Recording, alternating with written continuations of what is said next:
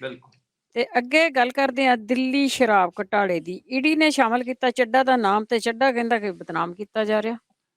ਦਿੱਲੀ ਸ਼ਰਾਬ ਘੁਟਾਲਾ ਇੱਕ ਵੱਡਾ ਵਿਵਾਦ ਬਣਦਾ ਜਾ ਰਿਹਾ ਹੈ ਤੇ ਇਹਦੇ ਵਿੱਚ ਵੱਡੇ ਵੱਡੇ ਨਾਮ ਸ਼ਾਮਲ ਹੁੰਦੇ ਜਾ ਰਹੇ ਨੇ। ਮਨੀਸ਼ ਸਿਸੋਦੀਆ ਦੇ ਨਾਲ ਸੰਬੰਧਿਤ ਉਹਨਾਂ ਦੇ ਪੀਏ, ਸ਼ਰਾਬ ਕਾਰੋਬਾਰੀ, ਮੁਲਾਜ਼ਮ ਅਧਿਕਾਰੀ, ਇੱਕ ਸੂਬੇ ਦੀ ਮੁੱਖ ਮੰਤਰੀ ਦੀ ਕੁੜੀ, ਪੰਜਾਬ ਦੇ ਵੱਡੇ ਐਕਸਾਈਜ਼ ਅਧਿਕਾਰੀ, ਇਹ ਸਾਰਿਆਂ ਦੇ ਨਾਲ ਨਾਲ ਦਿੱਲੀ ਦਾ ਉਪ ਮੁੱਖ ਮੰਤਰੀ ਮਨੀਸ਼ ਸਿਸੋਦੀਆ ਜਦੋਂ ਫਸਿਆ ਤਦ ਉਹ ਤੋਂ ਬਾਅਦ ਸੁਕੇਸ਼ ਠੱਗ ਨੇ ਖੂਬ ਹੰਗਾਮਾ ਕੀਤਾ ਕਿ ਭਾਈ ਇਸ ਮਾਮਲੇ 'ਚ ਤਾਂ ਅਰਵਿੰਦ ਕੇਜਰੀਵਾਲ ਤੱਕ ਫਸੂਗਾ।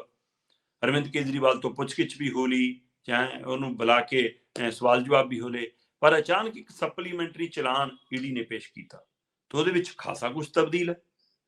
ਉਹਦੇ ਵਿੱਚ ਉਹ ਕਹਿੰਦੇ ਜੀ ਕਿ ਉਹਨਾਂ ਨੇ ਦਾਅਵਾ ਕੀਤਾ ਬਕਾਇਦਾ ਕਿ ਜੀ ਅਸੀਂ ਇਹਦੇ ਵਿੱਚ ਬਕਾਇਦਾ ਤੌਰ ਤੇ ਰਾਘਵ ਚੱਡਾ ਦਾ ਨਾਮ ਸ਼ਾਮਲ ਕੀਤਾ ਹੈ। ਉਹ ਸਪਲੀਮੈਂਟਰੀ ਚਲਾਨ ਦੇ ਵਿੱਚ ਉਹਦਾ ਨਾਮ ਹੈ।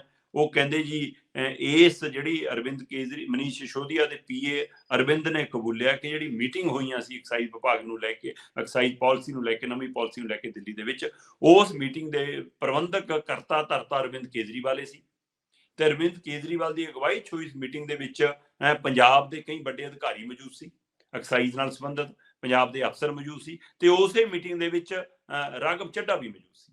ਸੋ ਇਸ ਲਈ ਰਾਘਵ ਚੱਡਾ ਨੂੰ ਅਸੀਂ ਇਸ ਦੇ ਵਿੱਚ ਮੀਟਿੰਗ ਦੇ ਵਿੱਚ ਮੌਜੂਦ ਹੋਣ ਦੇ ਚੱਲਦੇ ਸਪਲੀਮੈਂਟਰੀ ਚਲਾਨ ਦੇ ਵਿੱਚ ਸ਼ਾਮਲ ਕੀਤਾ। ਪਰ ਉਹਨਾਂ ਨੇ ਇਹ ਨਹੀਂ ਕਿਹਾ ਕਿ ਅਸੀਂ ਇਹਨੂੰ ਆਰੋਪੀ ਬਣਾਇਆ ਜਾਂ ਦੋਸ਼ੀ ਬਣਾਇਆ ਜਾਂ ਇਸ ਨੂੰ ਮੁਲਜ਼ਮ ਬਣਾਇਆ। ਉਹ ਕਹਿੰਦੇ ਨਾ, ਅਸੀਂ ਉਸ ਨੂੰ ਇਸ ਦੇ ਵਿੱਚ ਸ਼ਾਮਲ ਕੀਤਾ ਕਿ ਭਾਈ ਤੇਰੀ ਮੌਜੂਦਗੀ ਉੱਥੇ ਕੀ ਕਰਦੀ ਸੀ, ਇਹ ਪਤਾ ਕਰਨਾ।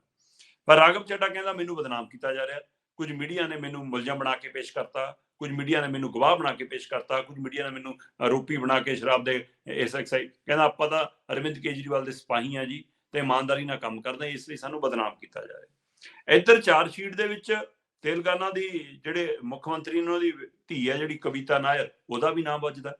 ਪੰਜਾਬ ਦੇ ਜਿਹੜੇ ਅਫਸਰ ਨੇ, ਕਮਿਸ਼ਨਰ ਨੇ, ਪੰਜਾਬ ਦੇ ਐਕਸਾਈਜ਼ ਕਮਿਸ਼ਨਰ ਨੇ, ਐਕਸਾਈਜ਼ ਵਿਭਾਗ ਦੇ ਹੋਰ ਅਧਿਕਾਰੀ ਨੇ, ਉਹਨਾਂ ਦਾ ਨਾਮ ਵੱਜਦਾ।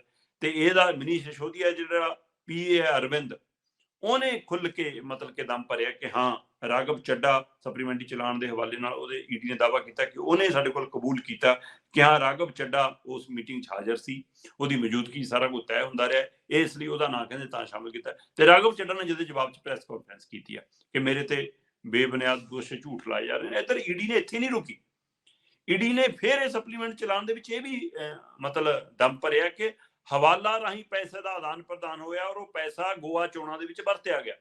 ਉਹ ਕਹਿੰਦੇ 30 ਕਰੋੜ ਦਾ ਮਤਲਬ ਕਿ ਹਵਾਲੇ ਰਾਹੀਂ ਪੈਸਾ ਆਇਆ ਤੇ ਉਹ ਪੈਸਾ ਫਿਰ ਵਾਇਆ ਕੇਜਰੀਵਾਲ ਕਹਿੰਦੇ ਜੀ ਉੱਥੇ ਵਰਤਿਆ ਗਿਆ ਗੋਆ ਚੋਣਾਂ 'ਚ। ਹੁਣ ਈਡੀ ਨੇ ਇਹ ਵੀ ਦਮ ਭਰਿਆ। ਸੋ ਇਸ ਲਈ ਇਹ ਮਾਮਲਾ ਵੱਡਾ ਬਣਦਾ ਜਾ ਰਿਹਾ। ਇਸ ਮਾਮਲੇ ਤੇ ਹੁਣ ਦੇਖਣ ਵਾਲੀ ਗੱਲ ਹੋਏਗੀ ਕਿ ਕੀ ਆਉਣ ਵਾਲੇ ਦਿਨਾਂ ਦੇ ਵਿੱਚ ਕੇਜਰੀਵਾਲ ਜਾਂ ਰਾਘਵ ਚੱਡਾ ਤੱਕ ਦੀ ਗ੍ਰਿਫਤਾਰੀ ਦੇ ਮਸਲੇ ਖੜੇ ਨੇ, ਜਾਂ ਇਹ ਸਿਰਫ ਇਹਨਾਂ ਨੂੰ ਡਰਾਉਣ ਦੇ ਲਈ, ਪੈਰਾਂ ਹੇਠੋਂ ਜ਼ਮੀਨ ਕੱਢਣ ਦੇ ਲਈ, ਜਾਂ ਭਾਜਪਾ ਆਪਣੇ ਹਥਿਆਰ ਵਜੋਂ ਈਡੀ ਨੂੰ, ਇਨਕਮ ਟੈਕਸ ਨੂੰ ਵਰਤ ਰਹੀ ਆ, ਜਾਂ ਜਿਹੜਾ ਸ਼ਰਾਬ ਘੁਟਾਲੇ ਦੀ ਚਰਚਾ ਦਿੱਲੀ ਤੋਂ ਲੈ ਕੇ ਪੰਜਾਬ ਤੱਕ ਹੈ, ਇਹਦਾ ਸੇਕ ਛੇਤੀ ਪੰਜਾਬ ਆਉਣ ਵਾਲਾ। ਕਿਉਂਕਿ ਰਾਘਵ ਚੱਡਾ ਕੱਲੇ ਅਰਵਿੰਦ ਕੇਜਰੀਵਾਲ ਦੇ ਮਤਲਬ ਕਿ ਉਹਦੇ ਖਾਸਮ ਖਾਸ ਨਹੀਂ, ਜਿਹੜੇ ਕਹਿੰਦੇ ਸਿਪਾਹੀ ਨਹੀਂ, ਇਹ ਪੰਜਾਬ ਦੇ ਸਰਕਾਰ ਚਲਾਉਣ ਦੇ ਵਿੱਚ ਵੀ ਪ੍ਰਮੁੱਖ ਮੰਨੇ ਜਾਂਦੇ ਨੇ ਕਿ ਪੜਦੇ ਉਹਲੇ ਸਰਕਾਰ ਰਾਘਵ ਚੱਡਾ ਚਲਾਉਂਦੇ ਨੇ, ਤੇ ਪੰਜਾਬ ਦੇ ਰਾਜ ਸਭਾ ਮੈਂਬਰ ਵੀ ਨੇ। ਇਸ ਲਈ ਤੇ ਪੰਜਾਬ ਦੇ ਐਕਸਾਈਜ਼ ਵਿਭਾਗ ਦੇ ਅਧਿਕਾਰੀ ਪਹਿਲਾਂ ਤੋਂ ਇਸ ਮਾਮਲੇ 'ਚ ਕਰ ਚੁੱਕੇ ਨੇ। ਸੋ ਇਸ ਲਈ ਵੱਡਾ ਸਵਾਲ ਖੜਾ ਕਿ ਅਰਵਿੰਦ ਕੇਜਰੀਵਾਲ ਤੇ ਰਾਘਵ ਚੱਡਾ ਤੋਂ ਬਾਅਦ ਪੰਜਾਬ ਦਾ ਕੋਈ ਵੱਡਾ ਲੀਡਰ ਤਾਂ ਨਹੀਂ ਕਿਤੇ ਇਸ ਮਾਮਲੇ 'ਚ ਘਿਰੂਗਾ। ਇਹਦੇ ਉੱਤੇ ਵੀ ਨਜ਼ਰਸਾਨੀ ਕੀਤੀ ਜਾ ਰਹੀ ਹੈ। ਬਿਲਕੁਲ ਜੀ, ਇਹ ਲੰਬਾ ਹੀ ਚੱਲੂਗਾ ਕੰਮ ਤਾਂ।